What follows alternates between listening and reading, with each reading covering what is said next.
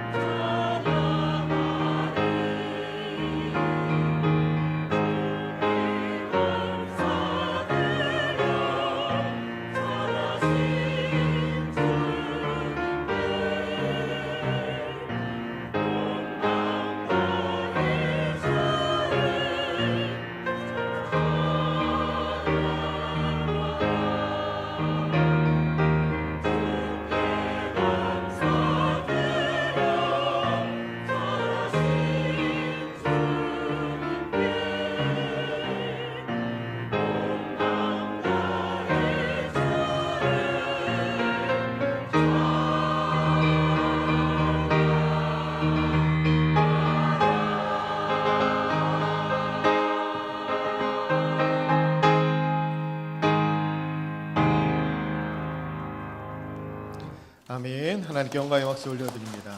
아멘. 감사합니다. 기도하겠습니다. 참 좋으신 아버지 하나님, 주님의 은혜로 우리의 삶을 덮어주셨기에 이 시간에 부족함이 없다고 찬양하며 고백하게 하시니 참 감사합니다. 우리가 베푸신 모든 것에 감사하며 날마다 주님 앞에 나아가 기쁨으로 예배하는 하나님의 자녀들이 되게 하여 주옵소서. 이 시간에도 하나님께서 예배하신 말씀으로 우리를 교훈하여 주실 때에 귀한 말씀이 우리 심령 가운데 들려지게 하시고 귀한 말씀을 들음으로 우리의 가치관과 삶의 방식이 새로워지는 은혜를 허락하여 주옵소서. 하나님의 뜻대로 하나님과 하나님의 나라 그리고 하나님의 영광 위에 살아가기 원합니다. 하나님께서 우리를 붙들어 주시고 우리를 온전히 주의 복음의 도구로 사용하여 주옵소서.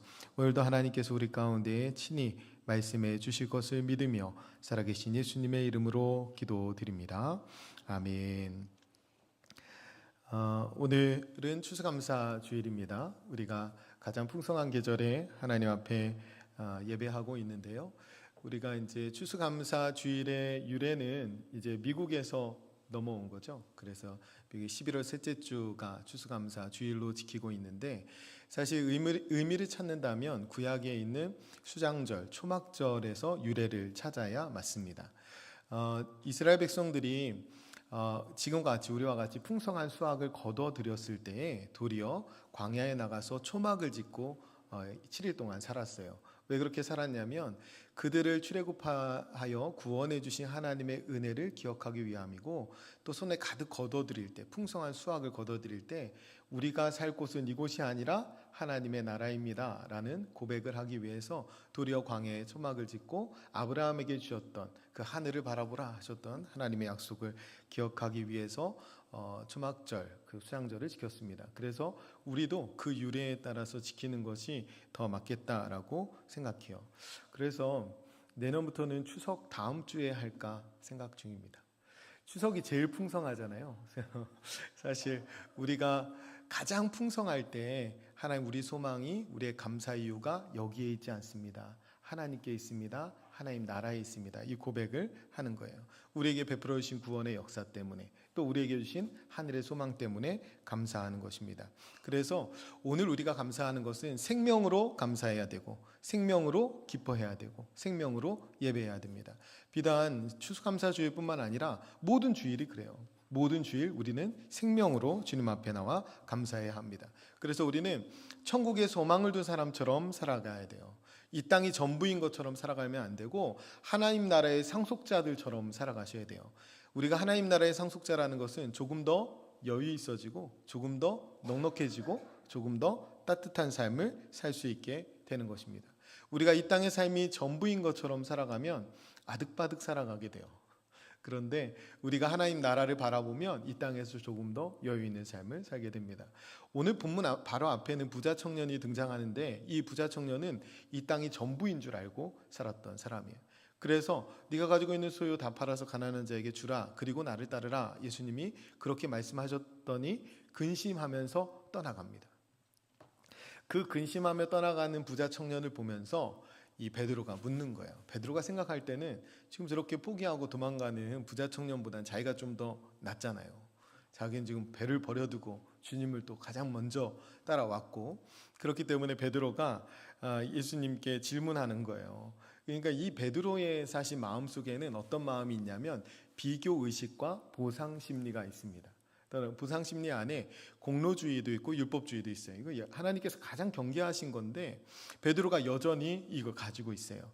우리가 오늘 생각할 건 뭐냐면, 우리가 세상에서 부름받아서 그리스도인이 됐잖아요. 그리고 교회 와서 예배하는데, 우리는 세상에서 세상에서 들어와서 구원받았는데도 불구하고 세상의 가치와 방식을 그대로 가지고 들어와서 교회에서 살고 있는 경향이 있습니다. 지금 베드로가 딱 그런 모습이에요. 교회 안에 들어와 있지만 여전히 세상의 가치와 방식에 따라 살아가고 있는 사람을 상징하는 것이 베드로예요. 우리가 베드로의 질문을 한번 읽어볼까요? 우리가 27절 말씀 같이 한번 읽겠습니다. 우리 27절 말씀 함께 읽습니다. 이에 베드로가 대답하여 이르되 보소서, 우리가 모든 것을 버리고 주를 따라 싸운데 그런즉 우리가 무엇을 얻으리이까? 아멘. 베드로 마음속에 이미 비교하는 마음이 있고 그 다음 보상 심리가 있는 거예요. 제가 단언해서 여러분에게 말씀드리지만 신앙생활하면서 비교 의식과 보상 심리가 있으면 절대로 행복한 신앙생활 하실 수 없습니다. 우리가 은혜의 원리에 따라 살아갈 때 행복한 신앙생활 할 수 있지, 비교하고 내 공로 내세우고 내 행위를 내세우는 순간 은혜가 은혜되지 못합니다. 하나님 복을 하나도 누리지 못해요. 그래서 이거 너무나 중요한 건데, 베드로가 이제 부활하신 주님 만나기 이전이에요.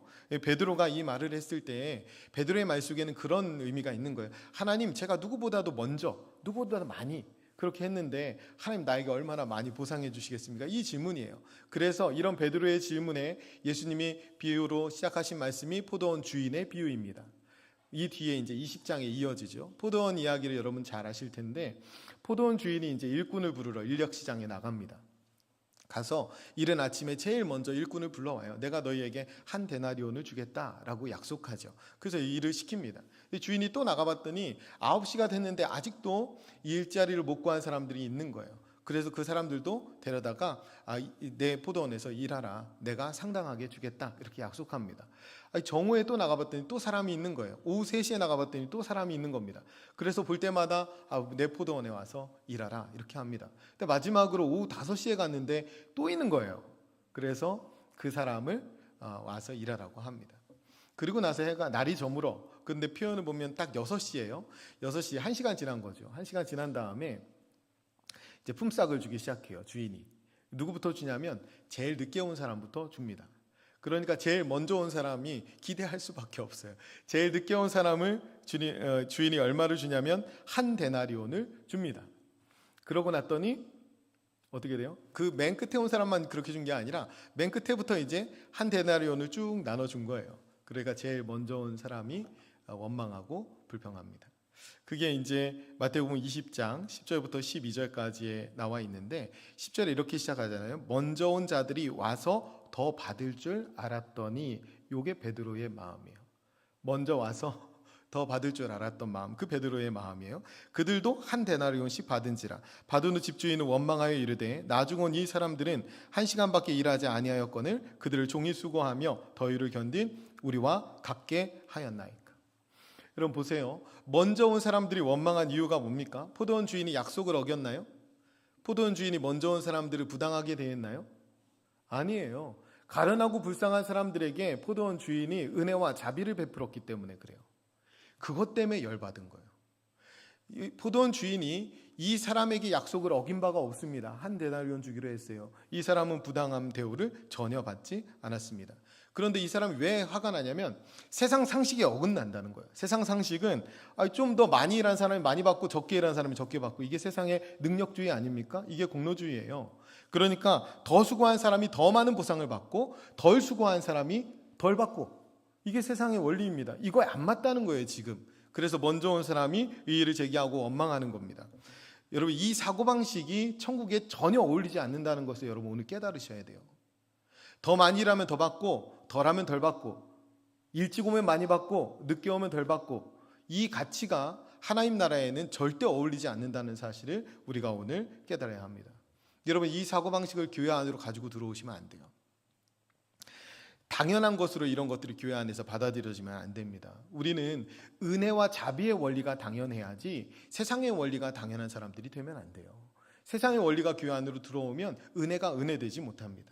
이 이후에 이제 주인이 말하죠. 마태복음 20장 13절부터 16절까지 보면, 주인이 그 중에 한 사람에게 대답하여 이르되, 친구여, 내가 네게 잘못한 것이 없노라. 내가 나와 한 데나리온의 약속을 하지 아니하였느냐? 내 것이나 가지고 가라. 나중 온 이 사람에게 너와 같이 주는 것이 내 뜻이니라. 내 것을 가지고 내 뜻대로 할 것이 아니냐? 내가 선함으로 내가 악하게 보느냐? 이와 같이 나중된 자로서 먼저 되고 먼저 된 자로서 나중되리라. 아멘. 주인은 불쌍한 자에게 자비를 베푼 것뿐이에요. 여러분 생각해 보세요. 받을 것을 못 받은 사람이 여기 있어요? 한 명도 없어요. 받을 것을 못 받은 사람이 아무도 없어요. 일한 만큼 받거나 일한 것보다 더 받았습니다. 그죠? 제일 먼저 온 사람은 일한 만큼 받았고, 그 이후에 온 사람은 일한 것보다 더 받았습니다. 주인은 악한 일을 한 적도 없고 욕먹을 만한 일을 한 적도 없어요.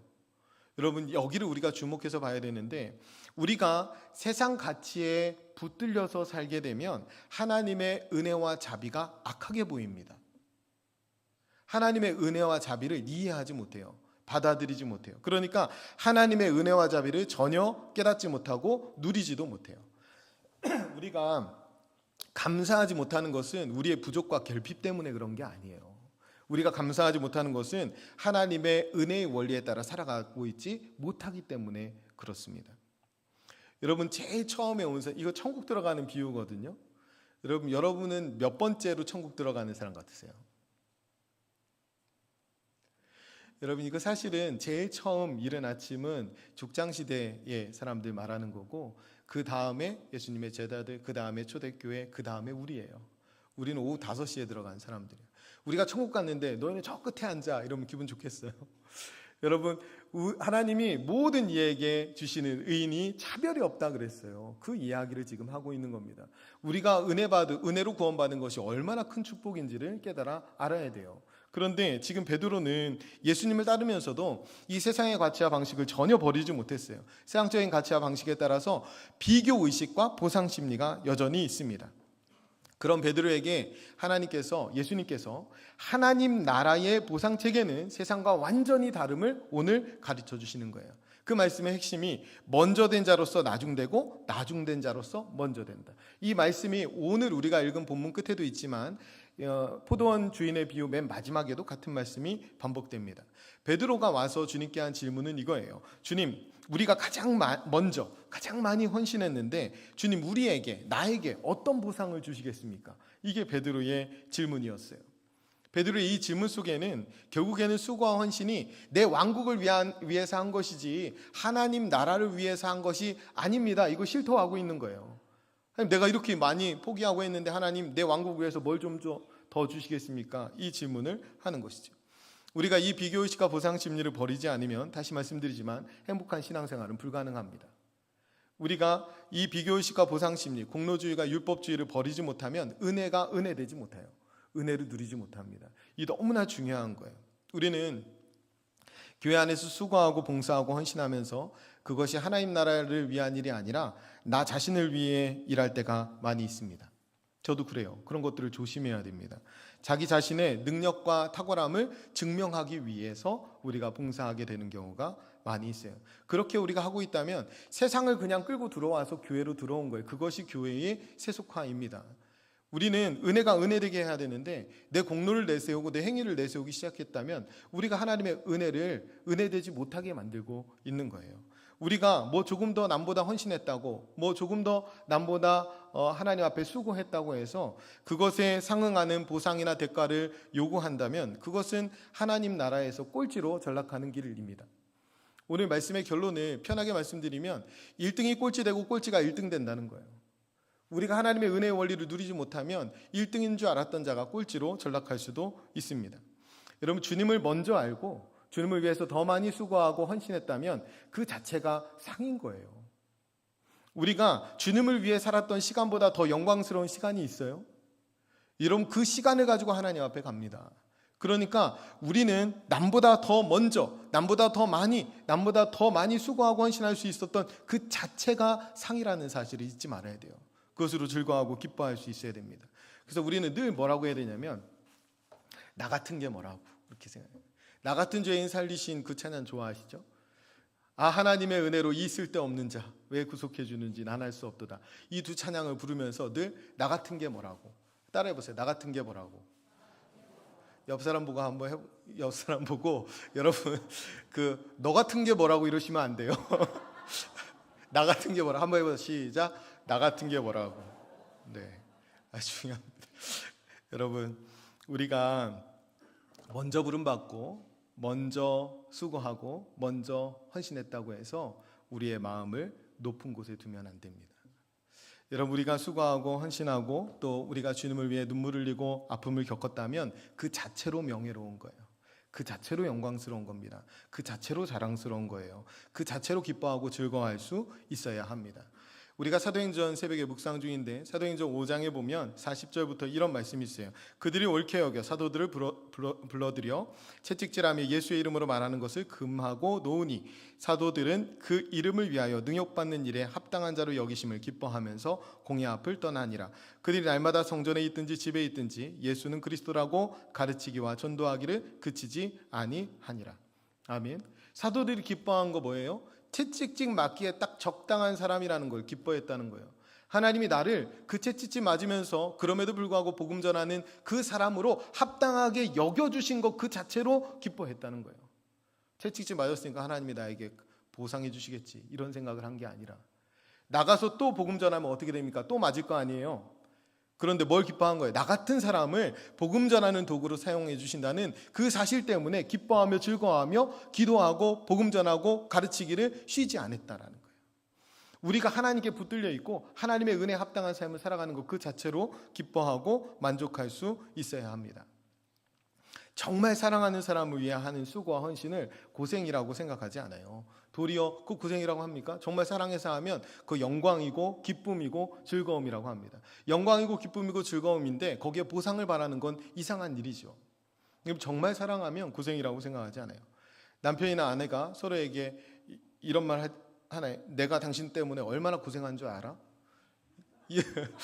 지금 웃으시는 분들은 한 번씩 하신 분들, 여러분 내가 당신 때문에 얼마나 고생한 줄 알아? 이런 말을 하게 되죠. 남편과 아내는 하게 됩니다. 왜 그러냐면 사랑이 식으면 얼마든지 할 수 있는 말이에요. 사랑하지 않으면 할 수 있어요. 여러분 자식에게 내가 너희들 때문에 얼마나 고생한 줄 알아? 이런 말 해보셨어요? 별로 없을걸요? 이런 말은 잘 안 합니다. 왜? 자식은 나랑 같으니까. 자식은 내 몸이나 같아요. 그래서 자식은 정말로 사랑해요. 그래서 자식한테 가가지고 내가 너 때문에 얼마나 고생한 줄 알아? 이런 말 안 합니다. 고생이라고 생각 안 해요. 아픔이나 고통이나 헌신 그 모든 것 기쁨으로 감당합니다. 당연하게 여겨요. 보상을 바라지 않습니다. 이게 좀 차이가 있죠. 여러분 지나가다가 남편이 돌부리에 걸려 넘어지면 어떤 마음 드세요? 좀 아프겠다 싶지만 속으로 고소하다라는 생각도 드실 때가 있지 않아요?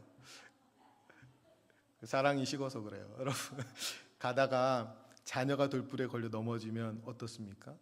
여러분 등주위가 찌릿합니다. 내가 넘어진 것 같아. 그죠? 연결돼 있어서 그래요. 내 몸처럼. 우리가 주님이 내 몸처럼 사랑하라고 하시잖아요. 우리가 정말로 사랑하면 우리가 고생이라고 생각하지 않습니다. 우리가 주님을 정말로 사랑하고 그 은혜에 감격하고 수고한다면 우리는 고생이라고 생각하지 않을 뿐더러 보상을 기대하지도 않아요.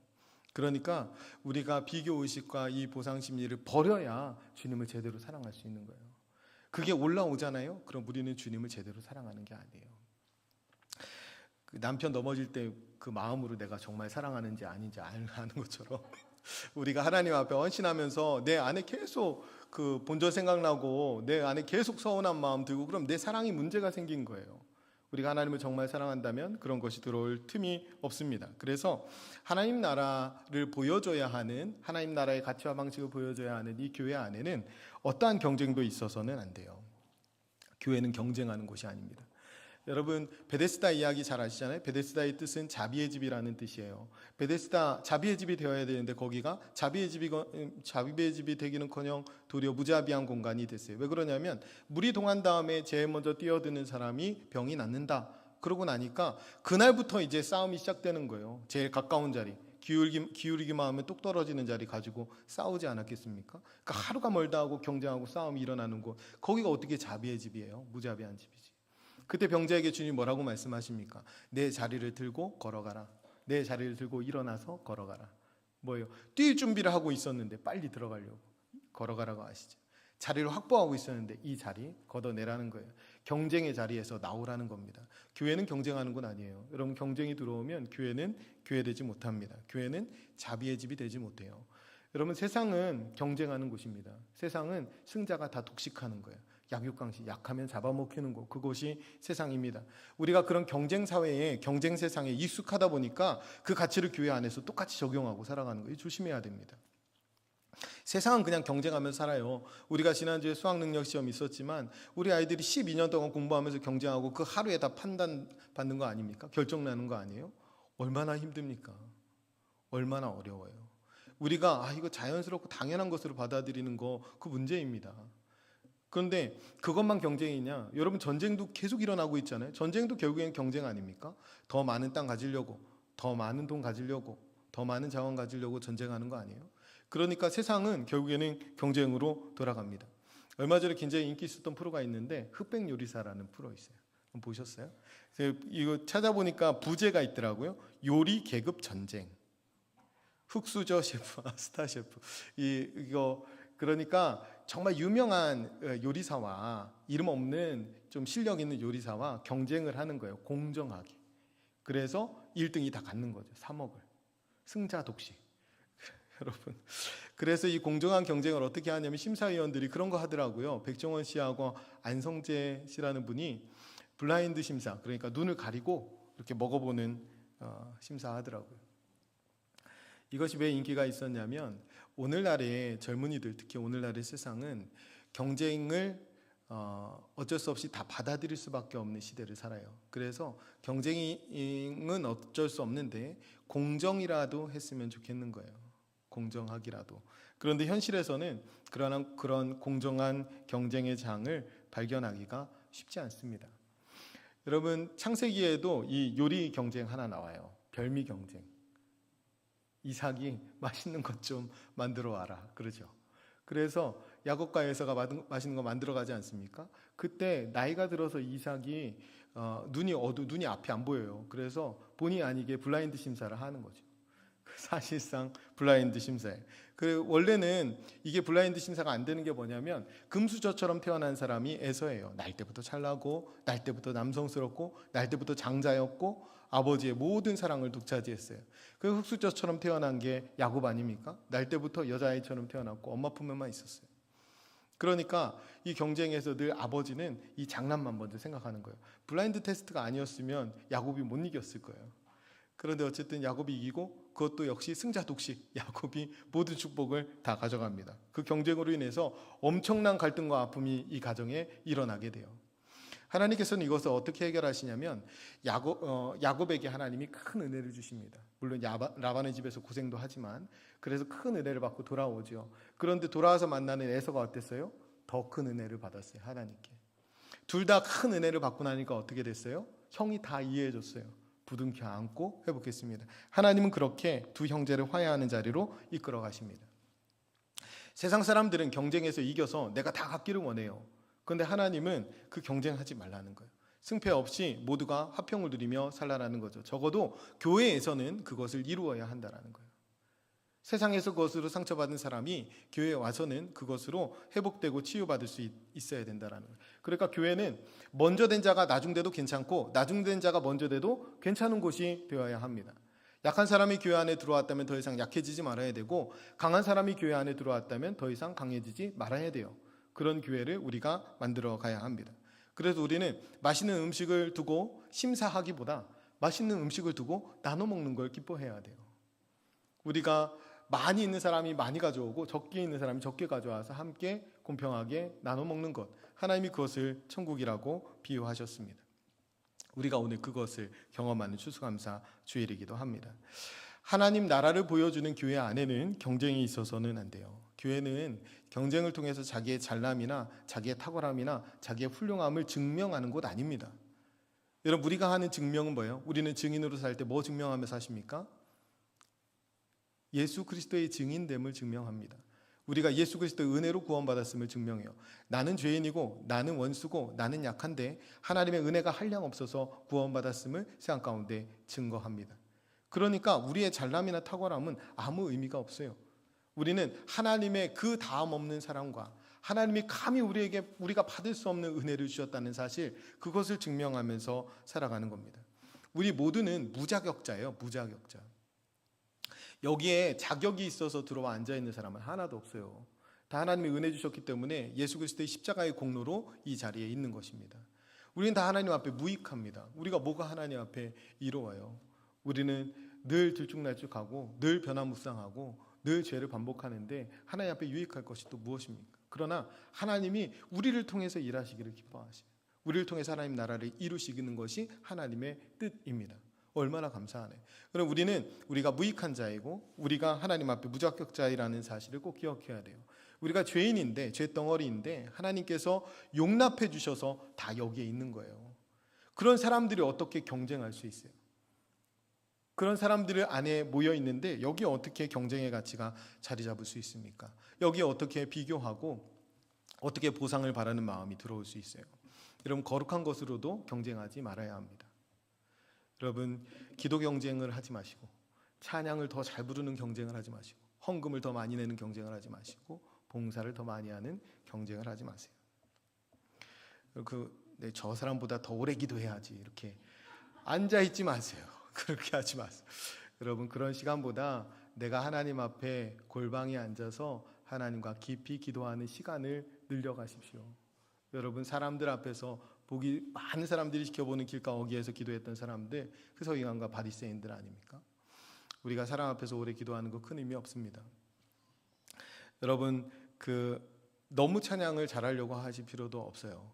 그리고 너무 헌금을 많이 하시려고 할 필요도 없습니다. 일부의 서강민 지사님이 기도하시면서 그런 기도하시더라고요. 애초부터 아버지께서 맡겨주신 것, 이렇게 표현하시죠. 우리 모두는 하나님이 맡겨주신 것이지 내 것이 아닙니다. 다시 고백할 때 주님 것을 주님께 드렸을 뿐입니다 라고 고백해요.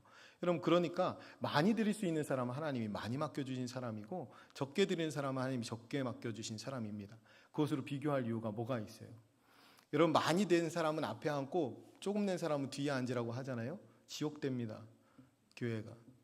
그런데 그렇게 겉으로 드러나진 않지만 우리 내면에 저 사람은 많이 낸 사람, 저 사람은 적게 낸 사람, 여러분, 이런 가치가 들어오면 그 교회는 지옥됩니다. 여러분, 너무 많이 하려고 하실 필요 없어요. 맡기신 만큼 하나님 앞에 하나님의 것을 고백하고 10분의 9를 가지고 세상 가운데 하나님의 백성답게 살아가는 것이 훨씬 더 중요합니다. 여러분, 내년부터 전도회별로 식사를 좀 준비해 볼까 이렇게 생각하는데, 또 맛있게 하는 경쟁이 붙을까 봐 그게 좀 걱정이에요. 그래서 반찬 수를 3개로 이렇게 제한하려고 제 마음 가운데 그런 마음이 있는데, 근데 그런 생각이 들어요. 반찬을 3개로 제한하더라도 앉아서 블라인드 심사하는 사람 있으면 이거 황이에요. 말짱 꽝이에요. 그러니까 먹고 이거는 맛있네, 이건 맛없네 이렇게 하면 그때부터 밥 먹으면서 지옥됩니다. 여러분, 더 맛있게 하려고 경쟁하실 필요도 없어요. 찬양대도 찬양 엄청 잘하려고 애쓸 필요 없습니다. 충분히 잘하고 계세요. 전에도 말씀드렸지만 찬양을 평가하는 것은 굉장한 교만입니다.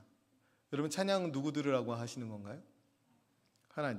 하나님이 들으시는데, 우리가 듣고 잘했네 못했네 이야기하는 것은 여러분이 하나님 자리에 앉아버린 거예요. 조심하셔야 돼요. 하나님도 평가하지 않으시는 것 같아요. 저도 목회를 하는 거 보면, 여러분, 루터가 그런 말을 했어요. 음악을 모르는 녀석들은 목사를 시키지 마라, 이런 말을 했어요. 루터 교회는 교창이 되게 많아요. 교창. 그러니까 그러니까 기도 형식의 노래가 많아요. 그래서 목사가 부르고 선원이 화답하고 이런 순서가 많거든요. 그래서 노래 못 부르는 목사는 목사가 되지 말라라고 했어요. 루터교 목사가 아닌 게 얼마나 다행인지 몰라요. 여러분, 우리가 찬양하는 것은 각자가 누리는 은혜와 기쁨, 즐거움, 그것이 있을 때 하나님이 우리의 찬양을 기쁘게 받으시는 겁니다. 하나님이 우리의 찬양을 받으셔야 되는 이유가 뭐예요? 하나님이 우리에게 찬양을 받으셔야 하는 이유, 하나님 우리에게 찬양을 요구하시는 이유는 우리에게 은혜를 주셨기 때문에 그래요. 그 은혜에 반응하는 거예요. 그러니까 우리가 얼마나 은혜에 감격하고 찬양하고 있는가, 그 노력이 필요한 것이지 더 잘하려고 외적으로 비교할 필요는 없습니다. 잘하시는 분들 계시잖아요. 솔리스트 선생님 계시고 지휘자분 계시고 잘 따라하시면 돼요. 얼마나 감사합니까? 우리가 잘 따라 부르시고 힘을 내세요. 하나님이 우리에게 원하시는 것은 마음 중심입니다.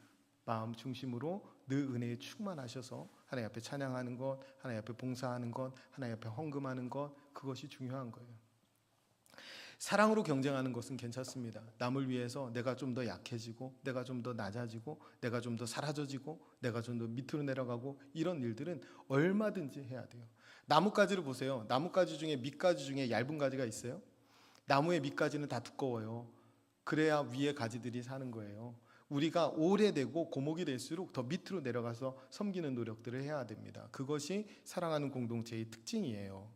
그럼 바울이 뭐라고 말했냐면 자기 엄청 수고했다고 얘기해요. 자기의 사도권을 변호하면서 고린도서 11장에 보면 또 수고하고 애쓰고 여러 번 자지 못하고 줄이고 목마르고 여러 번 굶고 춥고 헐벗었다. 여러분 이런 적 없으시잖아요. 바울이 또 수고하고 애쓰고 여러 번 자지 못하고 줄이고 목마르고 굶고 춥고 헐벗었다. 이렇게 말해요.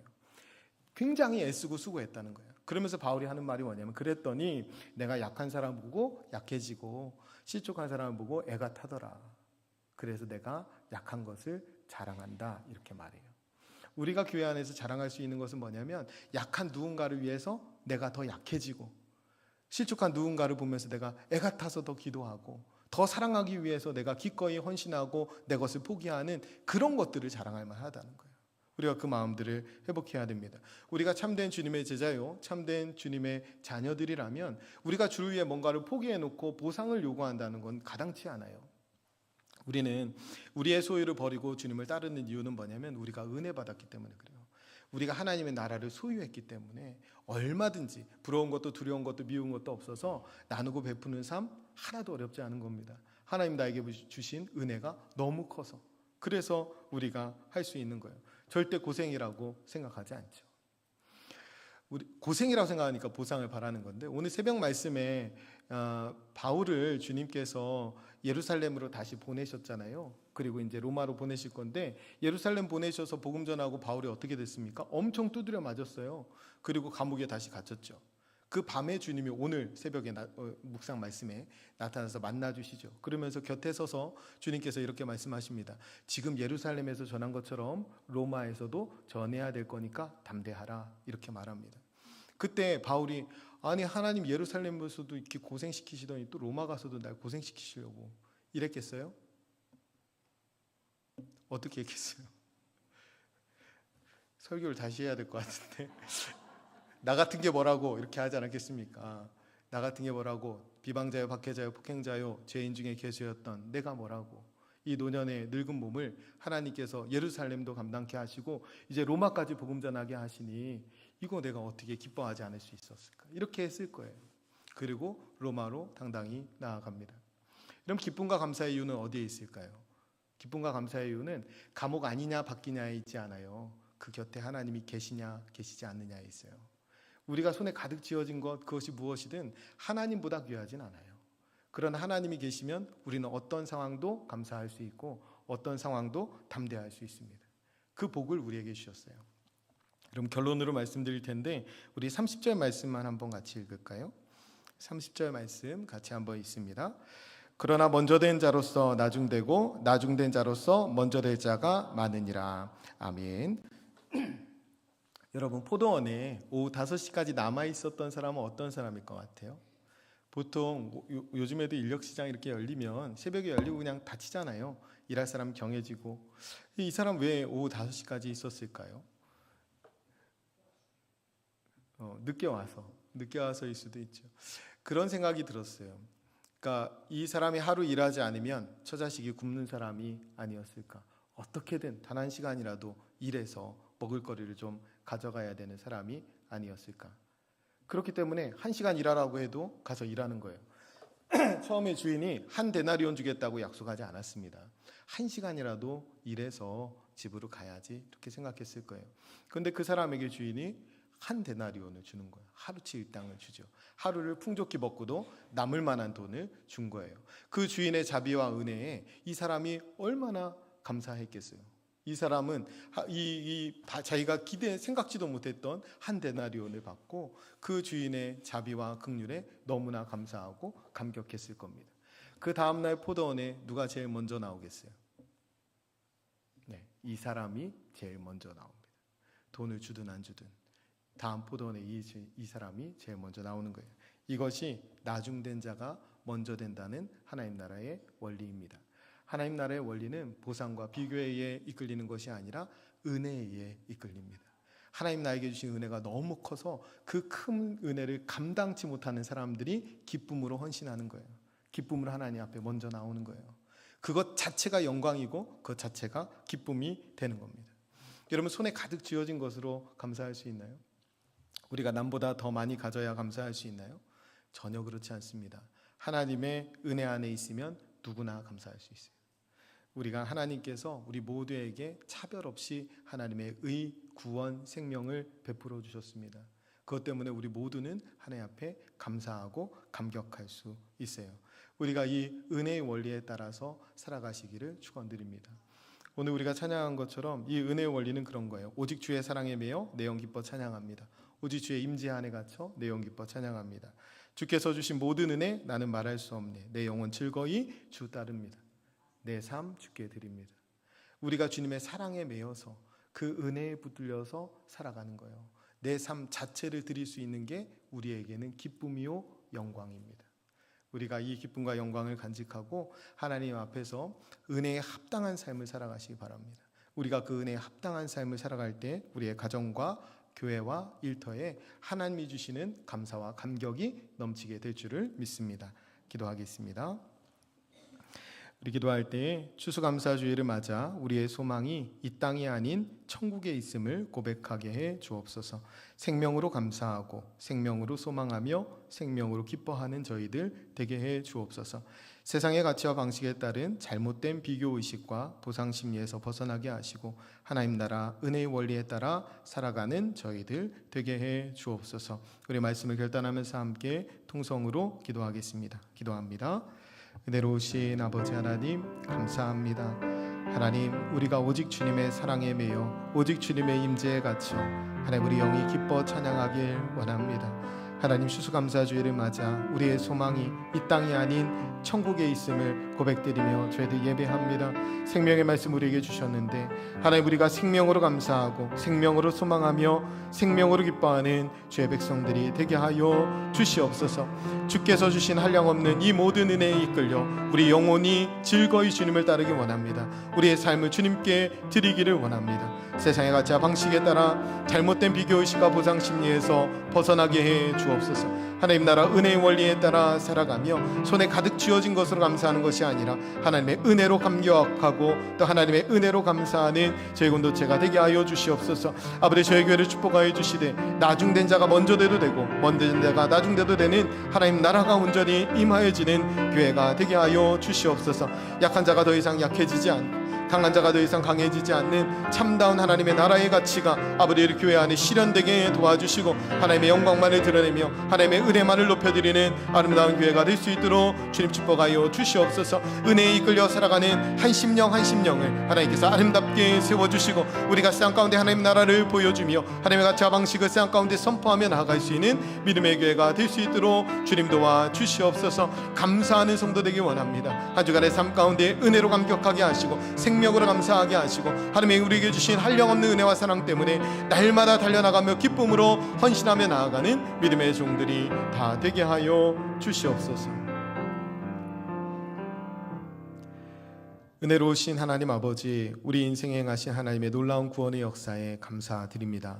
죽어 마땅한 죄인들에게 차별 없는 은혜를 베풀어 주시고 무익한 자들이 하나님의 영광 위에 살게 하시니 감사합니다. 주님을 위한 수고와 헌신, 눈물과 아픔은 그 자체로 명예롭고 영광스러운 것임을 잊지 않게 해 주옵소서. 바라옵기는 주님의 핏값으로 사신 우리 교회가 세상에 하나님의 나라를 보여주는 교회가 되게 해 주옵소서. 나중된 자가 먼저 되는 은혜의 역사가 많이 일어나게 해 주옵소서. 우리 모두를 은혜에 합당한 삶으로 이끌어 주실 것을 믿으며 살아계신 예수님의 이름으로